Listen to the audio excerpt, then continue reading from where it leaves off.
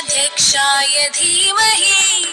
गुणशरीराय गुणमण्डिताय गुणेशानाय धीमहि गुणातीताय गुणाधीशाय गुणप्रविष्टाय धीमहि एकदन्ताय वक्रतुण्डाय गौरीतनयाय धीमहि सजेशानाय भालचन्द्राय श्रीगणेशाय धीमहि एकदन्ताय वक्रतुण्डाय